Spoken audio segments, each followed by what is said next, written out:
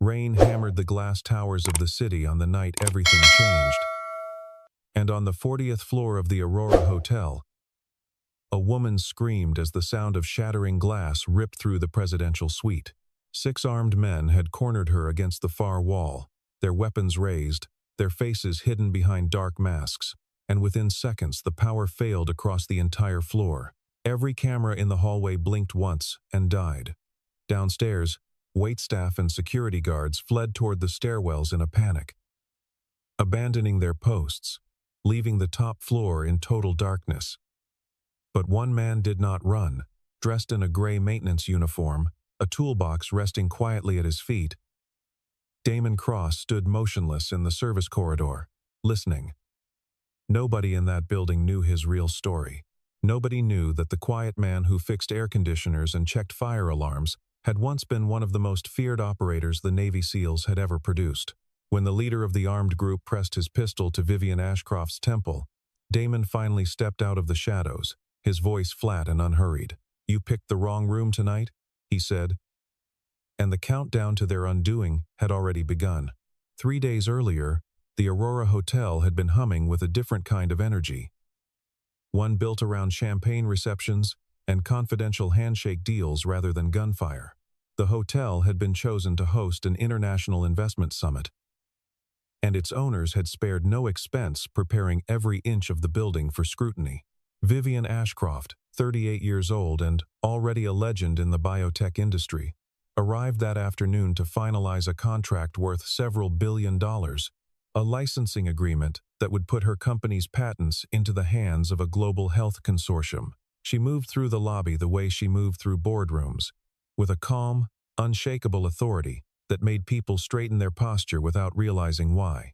Nobody paid much attention to the maintenance technician working near the mechanical room on the same floor, adjusting airflow sensors with methodical, unhurried hands. Damon Cross had been contracted for exactly this kind of assignment for years, brought in by luxury properties to quietly audit their security systems, and the staff who saw him treated him the way people usually treat anyone in a uniform carrying a wrench, which is to say they did not see him at all.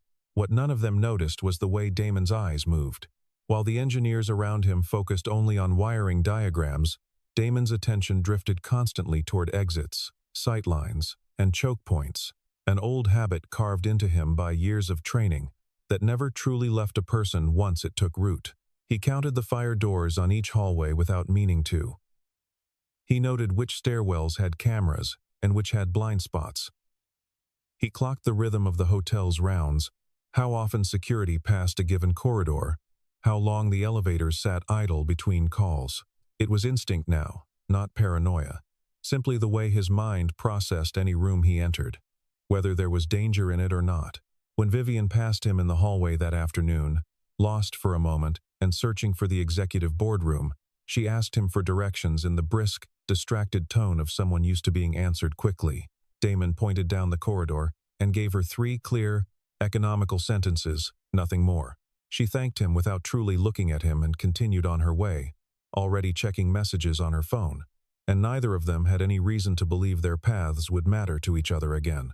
That evening, as the hotel settled into its usual late-shift quiet, Damon returned to the utility panel outside the penthouse level to complete his final check of the night. He pulled up the security feed on his handheld tablet out of habit, the way he always did before signing off, and noticed something that made him pause. The camera covering the penthouse elevator bank had gone dark 2 minutes earlier. Not from a technical fault, but from a deliberate override, the kind of shutdown that came from someone with direct access to the control panel rather than a random glitch in the wiring.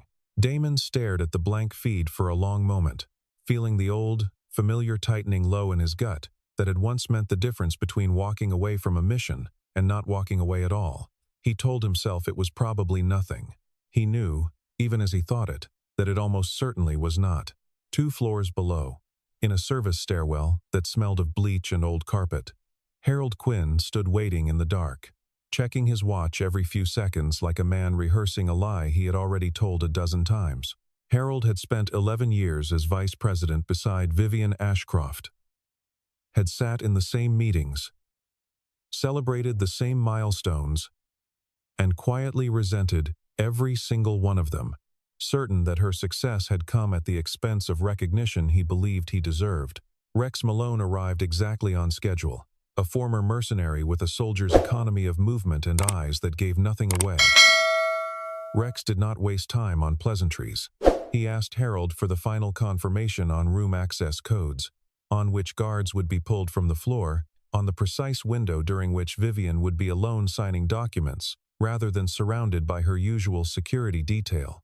Harold answered every question with the brittle confidence of a man who had convinced himself that betrayal was simply strategy by another name.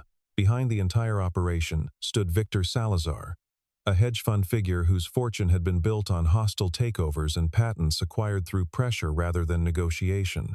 Victor wanted the intellectual property locked inside Vivian's biotech company, a set of gene therapy patents worth an amount so large that ordinary business tactics no longer interested him. He had tried lawyers first, then back-channel offers, then thinly veiled threats delivered through intermediaries, and each time Vivian had refused without hesitation. Victor had concluded, in the cold arithmetic he used for everything, that a signature obtained under duress was still a signature, and that the easiest way to secure one was to remove every safe option from the room until only compliance remained. Victor had built his career on the belief that everyone had a breaking point, a number or a threat sharp enough to override even the strongest principles, and Vivian's repeated refusals had struck him not as evidence of integrity, but as a puzzle he had simply not yet solved. He had spent almost a year studying her company from a distance, mapping its finances, its board dynamics, its weaknesses, before concluding that Harold Quinn represented the single most exploitable point of entry into an otherwise well-defended organization.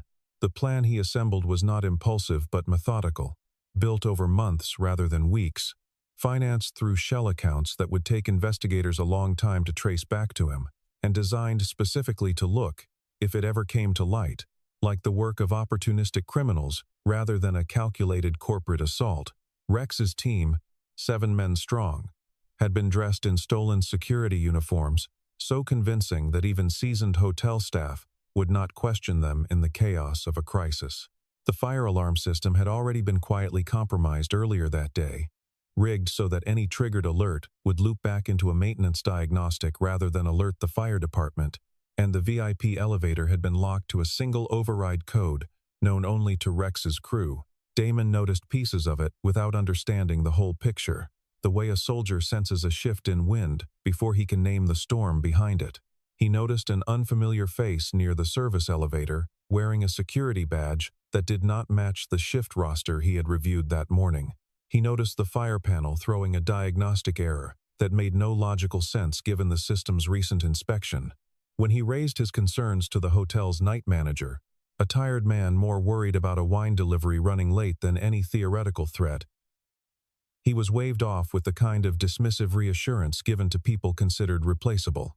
Damon accepted the answer outwardly and did not argue, because arguing had never been his strength and confrontation had never been his instinct, but internally, he began quietly repositioning himself closer to the penthouse level, telling himself he was simply being thorough. Then, at 11:17 that night, every light on the 40th floor died at once, and the building fell into a silence that felt entirely unnatural. The blackout lasted only 4 seconds before the emergency lighting kicked in, casting the corridor in a dim amber glow. But it was long enough for the armed men to move. Rex's team swept through the penthouse level with a coordinated precision that spoke of extensive rehearsal, disarming Vivian's 2 private security guards before either man could reach for his weapon. One guard took a blow to the throat that dropped him instantly. The other was zip-tied and shoved into a service closet before he had fully processed what was happening. Vivian, standing near the floor-to-ceiling windows, reviewing contract language on her tablet, turned at the sound of boots on marble and felt her stomach drop as 3 masked men entered the suite. She was fast enough to reach for the emergency call button mounted discreetly beneath the desk. But Rex crossed the room in 4 long strides and knocked her hand away before she could press it, his voice low and utterly without emotion, as he told her that screaming would only make things worse for everyone in the building. 2 floors below, Damon heard the muffled crack of a suppressed weapon discharge. A single controlled shot fired somewhere above him. The kind of sound most people would mistake for a dropped pipe or a slammed door. Damon did not mistake it for anything. His body reacted before his mind had finished processing the information. Years of training overriding a decade of quiet civilian life in the span of a single breath. He moved immediately to the nearest utility panel and began sealing fire doors along the service corridors, cutting off predictable movement paths the way he had once cut off routes for hostile forces in countries whose names never made the evening news. He pulled up the building's climate control mapping on his tablet, a system most people assumed existed only to regulate temperature, and began tracking heat signatures moving through the vents and stairwells, essentially watching 6 armed men move through the building as clearly as if he were reading a map laid out in front of him. Nobody on that floor knew a war was quietly rearranging itself in their favor. One of Rex's men, assigned to sweep the lower service corridors for stray staff, rounded a corner near the mechanical room and found Damon crouched beside an open panel, tablet glowing in his hands. The man raised his weapon on instinct, barking a command for Damon to get on the ground. Certain he had found nothing more than a frightened maintenance worker who had wandered into the wrong place at the wrong time. Damon straightened slowly, hands lifting in a gesture of surrender that looked convincing enough for the split second it needed to be. Then his left hand closed around the barrel of the weapon and redirected it away from his body. In the same motion, his right hand drove into the man's throat, a strike calibrated with surgical precision rather than rage. The man crumpled without firing a single round, and Damon caught the weapon before it hit the floor, disarming him fully in under 3 seconds without a single wasted movement. He did not keep the gun. He stripped the magazine, tossed the weapon into a laundry chute, and zip-tied the unconscious man's wrists with a cable tie pulled from his own toolbox, moving with the calm efficiency of someone completing a routine task rather than someone who had just ended a fight before it truly began. Vivian witnessed the tail end of it from the hallway, having been marched toward a service stairwell by 2 of Rex's men who wanted to relocate her to a more contained space. She saw the maintenance man from earlier that day, standing over an unconscious attacker, his expression unreadable, his breathing steady in a way that felt deeply wrong for the circumstances. For a moment, she genuinely believed she was hallucinating from adrenaline. Damon caught her eye and gave a single, sharp shake of his head, a silent instruction to stay quiet. And something in his stillness convinced her more than words could have. When her 2 escorts pushed her forward again, unaware of what had just happened 1 floor below them, Damon fell into step behind the group at a careful distance, tracking their movement through the building's internal systems and waiting for the moment the odds would tilt in his favor. Rex Malone received word of his missing man over a private radio channel and felt something cold settle behind his ribs, a recognition that arrived before any evidence justified it. He asked for a description of how the man had been taken down, and when the answer came back, describing a disarm that left no blood and no wasted motion, Rex's jaw tightened in a way his crew had rarely seen. Years earlier, in a different country, under a different flag, Rex had crossed paths with a Navy SEAL unit whose reputation had followed him for the rest of his mercenary career. A unit known for hostage rescue operations, executed with a precision that bordered on inhuman. He remembered a name whispered among contractors who valued their lives enough to avoid certain jobs, a name attached to a man who had once cleared a compound of armed hostiles, without firing a single shot that could be traced back to him.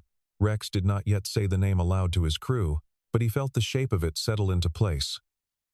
And for the first time that night, doubt crept into an operation that had, until then, felt entirely under control. The memory arrived for Damon, too, unbidden and unwelcome. The way old memories always did when adrenaline stripped away the careful distance he usually kept from them. He remembered a compound in a mountain region far from any city. Remembered 11 hostages held by men who had already killed 2 others to prove they were serious. Remembered the particular silence of a building before violence entered it. He had led that extraction himself, had walked out with every hostage alive, and every hostile neutralized without a single friendly casualty. And it had been, by every official measure, the finest operation of his career. It had also been the operation that ended it, In the weeks after that mission, Damon had sat through debriefings, where commanders praised his composure, while he privately catalogued every choice he had made in the dark, wondering how many of those choices had been necessary, and how many had simply been what he was trained to do, without ever asking whether there was another way. He had requested reassignment to a training post shortly afterward, telling himself it was fatigue rather than doubt, though the two had always been harder to separate than he liked to admit. He remembered the funeral of his wife 18 months later. An unrelated tragedy that nonetheless arrived at the exact moment his conscience had already begun asking questions. He could no longer answer with certainty, and he remembered the promise he made standing over her grave that he would never pick up a weapon meant to end a life again. Her name had been Elena, and she had married a man who came home from deployments quieter each time, who slept lightly and startled at sounds most people never noticed. And she had loved him anyway, patiently, without ever asking him to explain what he could not put into words. Her death had come suddenly. An illness that gave them only a handful of months to prepare for what neither of them could truly prepare for. And Damon had walked away from that hospital room with the strange, disorienting sense that he had survived 100 firefights, only to lose the one battle that had never involved a weapon at all. He had kept his promise for 6 years, building a life deliberately small enough that violence would never again have a reason to find him. Standing in a service corridor with an unconscious mercenary at his feet, he understood with quiet, unhappy clarity that keeping it tonight might not be entirely in his hands. Rex gathered his remaining men and issued new instructions, doubling security around Vivian while dedicating 2 shooters specifically to hunting down whoever had taken out their colleague. He offered a bonus, a significant one, to whichever man neutralized the maintenance technician first, framing it not as an act of violence, but as a necessary cleanup before the real business of the night could proceed. His men accepted the assignment with the casual confidence of professionals who had never lost to an unarmed opponent, unaware that the man they were hunting had spent a career specifically designed to punish exactly that kind of overconfidence. Somewhere above them, Vivian sat in a chair in the presidential suite, with her wrists bound loosely to the armrest, listening to Rex bark commands into his radio, and felt something unfamiliar rising beneath her fear, a fragile, stubborn thread of hope she could not fully explain. At one point, one of the younger guards assigned to watch her stepped out to check on a noise down the hall, and Vivian used the brief window alone to study the room the way Damon might have, noting the location of a service panel behind a curtain, the narrow gap beneath a connecting door. Details she would never have registered on an ordinary evening. She was not trained for any of this. Had spent her adult life negotiating boardrooms rather than survival, yet something about watching a stranger dismantle armed men with his bare hands had rewired, if only temporarily, the way she assessed a room. When the guard returned, she folded her hands back into stillness and waited, patient in a way that surprised even her, trusting an instinct she could not fully justify that the man from the hallway earlier that day had not finished what he started. Damon used what remained of the night in his favor. Moving through service corridors he had memorized during his earlier inspection, corridors that existed on blueprints few outside building maintenance ever bothered to study. He rerouted the fire suppression system to trigger a localized alarm in a stairwell far from the penthouse. A diversion designed to pull 2 of Rex's men away from their post without alerting them to a trap. When they arrived to investigate the alarm, Damon was waiting in the dark, and the encounter ended in less than a minute with both men disarmed and secured, their radios confiscated before they could call for backup. He worked methodically, never taking more risk than necessary, never engaging when avoidance would accomplish the same result, treating the hotel itself as a weapon in ways its architects had never intended. Each small victory bought him information, a fragment of the enemy's positioning, a clearer picture of how many men remained and where Vivian was being held. Harold Quinn, meanwhile, grew increasingly agitated as reports filtered back that the operation was unraveling faster than anyone had planned.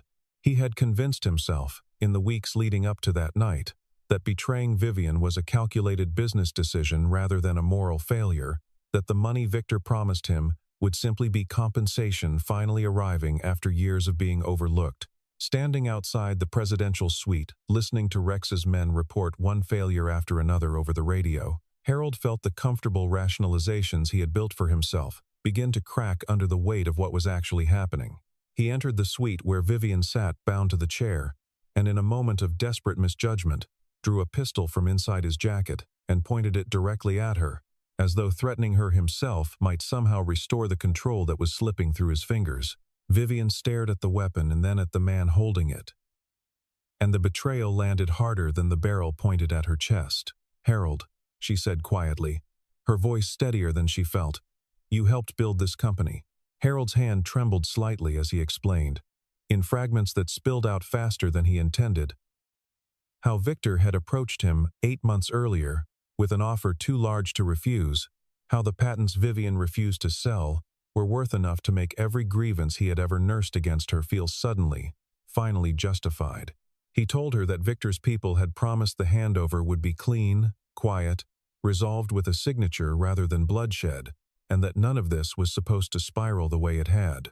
Vivian, even bound and threatened, could not stop herself from pointing out the obvious flaw in his logic that a plan requiring 6 armed men and a disabled security system had never once been clean.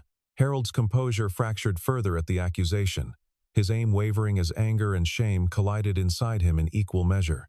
Damon arrived at the doorway during that fracture, having tracked the last known position of Vivian's captors through the building's internal systems, and he read the situation in a fraction of a second the way he had read hundreds of hostage rooms before it. He recognized immediately that Harold was not a trained operator, that his hesitation and his shaking hands marked him as an amateur who had wandered far past the edge of what he was actually capable of carrying out. Rather than rushing the room, which would have risked a reflexive shot, Damon spoke first, his voice low and even, addressing Harold not as a threat to be neutralized, but as a man standing at the edge of an irreversible decision. He told Harold that everyone in that room still had a way to walk out of the night that did not end in a body, but that the window for that outcome was closing fast. The words bought exactly the 2 seconds Damon needed, and when Harold's attention flickered toward the sound of his voice, Damon crossed the room and disarmed him with the same economical precision he had used on every man before him, the pistol clattering harmlessly to the floor before Harold fully understood what had happened. The relief in the room lasted less than 30 seconds before the low, unmistakable thrum of a helicopter cut through the storm outside, growing louder as it descended toward the hotel's rooftop landing pad. Victor Salazar had grown impatient monitoring the operation from a safe distance, and had decided, against every principle of caution that had built his fortune, to arrive in person and close the deal himself. Rex, informed of Victor's approach, redirected his remaining men toward the roof, dragging Vivian along as leverage, calculating that a face-to-face negotiation with a hostage in hand still offered the fastest path to a signature. Damon secured Harold with the same restraints he had used on the others and turned toward the stairwell leading to the roof, aware that whatever remained of the night's danger was about to concentrate itself in a single location, several stories above him, in the open air and driving rain. The rooftop, when Damon reached it, was chaos rendered strangely quiet by the storm. Rotor wash flattening the rain sideways as Victor's helicopter settled onto the landing pad. Rex stood near the edge with Vivian held in front of him, one arm locked across her shoulders and a pistol pressed against her side, using her as exactly the kind of shield that made a direct assault impossible without risking her life. Damon stepped onto the roof with his hands visible, his posture deliberately unthreatening, understanding immediately that this confrontation would be won or lost through patience rather than force. He addressed Rex by name, a detail that visibly unsettled the mercenary, and reminded him, in a voice pitched just loud enough to carry over the wind, that he remembered the compound from years earlier, remembered exactly which side of that operation had walked away and which had not. Rex's grip on Vivian tightened as old memory and present danger collided inside him, and for a moment the two men simply stared at each other across the rain-slicked rooftop, each calculating the other's next move, with the particular clarity that comes only from having done this kind of work for a living. Damon took one slow step forward, then another, closing the distance not through aggression but through sheer, unnerving calm. and he told Rex quietly that the operation had already failed, that the money Victor promised would never be worth what came after tonight if Vivian was harmed. Rex's eyes flicked toward the helicopter, toward Victor watching impatiently from the open cabin door. And in that half-second of divided attention, Damon closed the final distance between them. What followed was not a gunfight, but a brief, brutal exchange of leverage and timing, Damon redirecting Rex's weapon arm away from Vivian while pulling her free with his other hand, the two men grappling at the edge of the landing pad as rain turned the surface treacherous beneath their boots. The struggle ended when Damon used Rex's own momentum against him. A technique built on physics rather than strength, sending the mercenary sprawling hard onto the wet concrete, with the pistol skittering out of reach toward the roof's drainage grate. Rex did not get up immediately, and by the time he did, Damon had already positioned himself between him and Vivian, making the calculation Rex had built his entire career on suddenly, unmistakably, no longer in his favor. Victor, watching the collapse of his plan from the helicopter, shouted something lost to the wind and rotor noise, then ordered his pilot to lift off rather than risk further exposure, abandoning Rex on the rooftop in the particular way powerful men often abandon the people who take risks on their behalf. But before the helicopter cleared the building, Victor triggered something on a small device in his hand, a last, desperate act of sabotage rather than escape, and deep within the hotel's electrical systems, a countdown quietly began. Damon felt the change before he understood its source, a subtle shift in the readings on his tablet, indicating a device wired into the building's gas and electrical infrastructure, positioned to cause catastrophic damage rather than a contained explosion. He understood immediately what Victor had done, a final act of scorched earth cruelty, aimed at destroying evidence and punishing failure in the same stroke, indifferent to the hundreds of guests and staff still inside the building below. There was no time to explain the full danger to Vivian, only time to act, and Damon told her, with the same unhurried clarity he had used all night, that they needed to move immediately toward the building's core systems. Vivian, despite exhaustion and fear that had accumulated over hours she could barely track anymore, refused the one instruction he gave her that she would not follow, which was to leave the building without him, while he handled the device alone. They descended together through the same service corridors Damon had used all night, moving fast now, the earlier caution of stealth replaced by the urgency of a ticking clock neither of them could see but both could feel pressing against every second. Damon located the junction box where Victor's device had been wired into the primary systems, a compact but sophisticated piece of engineering, clearly built by someone who understood exactly how to inflict maximum damage with minimum equipment. He worked quickly, explaining each step aloud not for Vivian's benefit alone but because narrating the process helped him think clearly under pressure, a habit left over from years of operations, where a mistake meant something far worse than embarrassment. Vivian, refusing to simply stand by and watch, held the tablet steady and read wiring diagrams aloud from the building's schematic, while Damon's hands worked with the careful, unshaking precision of a man who had diffused far worse under far less forgiving circumstances.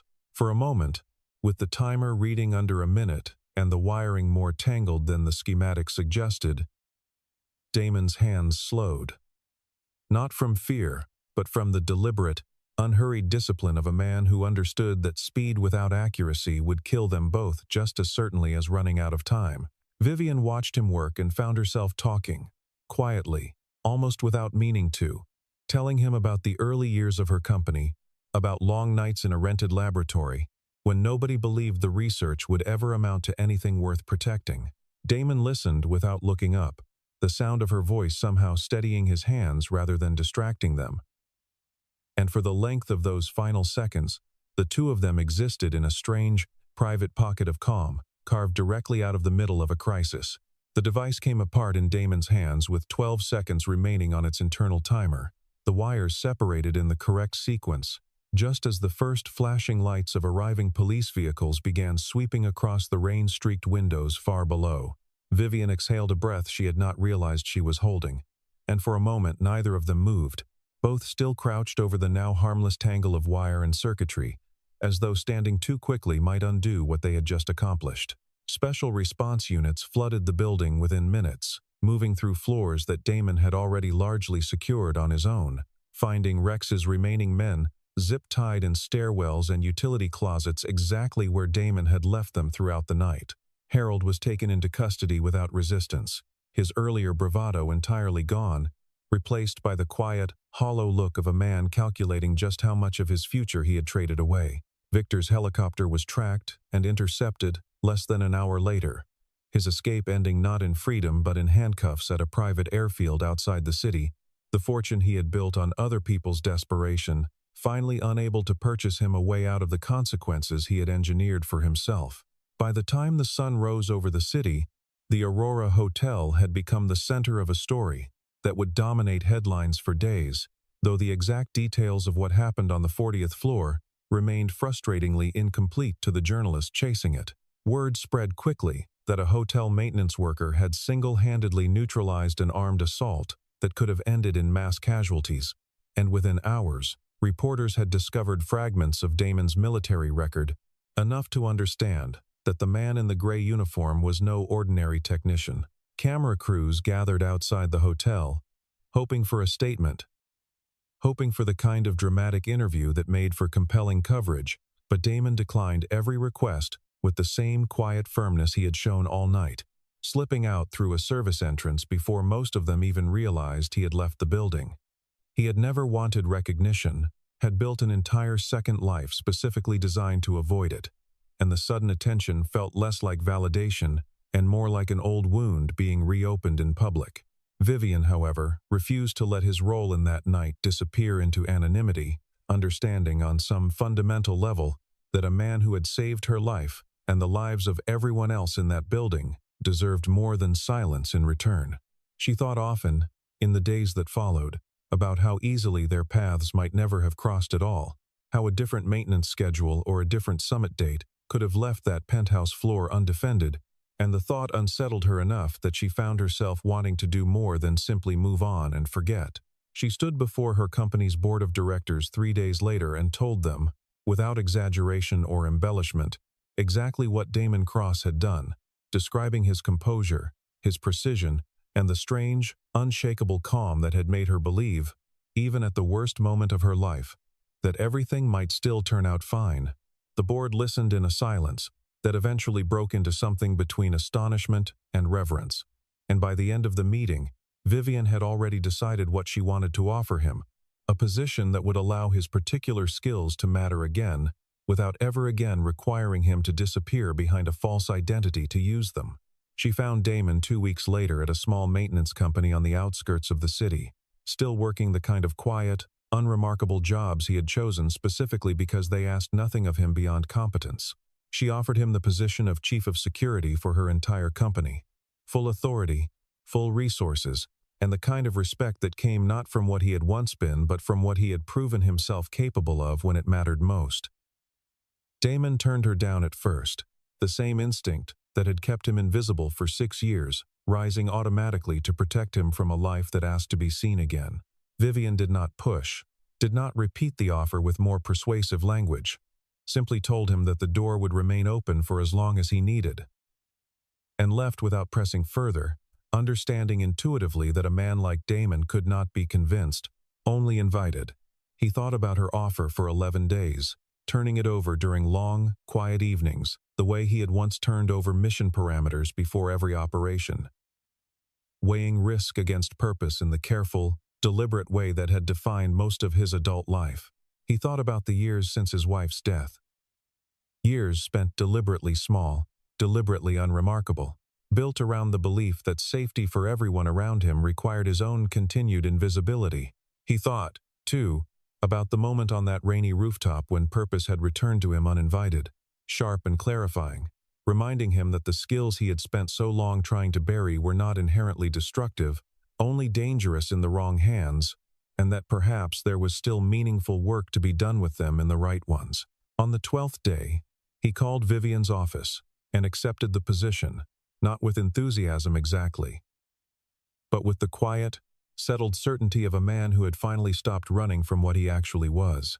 The relationship that grew between them afterward built itself slowly, deliberately, without the urgency that danger and adrenaline might have manufactured between two people thrown together under extraordinary circumstances. Vivian respected the careful boundaries Damon maintained, understanding that trust, for a man who had lost so much to sudden, uncontrollable violence, needed to be earned in small, consistent moments rather than declared all at once. Damon, in turn, found himself surprised by how easily he could talk to her, how she asked questions about his past without pity and listened to his answers without flinching, treating his history not as a burden to be managed, but simply as part of who he was. Neither of them rushed toward anything resembling romance, choosing instead to build something steadier, a partnership rooted in mutual respect that left room for whatever might eventually grow from it, on its own time, without pressure from either side. Months later, the Aurora Hotel reopened its penthouse level after extensive renovations, and Vivian stood in the lobby early one morning, watching Damon walk toward the entrance for his first official day, overseeing her company's global security operations, dressed not in a maintenance uniform this time, but in a simple, well-tailored suit that suited him without changing who he fundamentally was. He paused at the doors and looked back at her, and for a moment neither of them said anything at all, because nothing needed to be said. The entire understanding between them already carried in the quiet, steady look they exchanged across the sunlit lobby.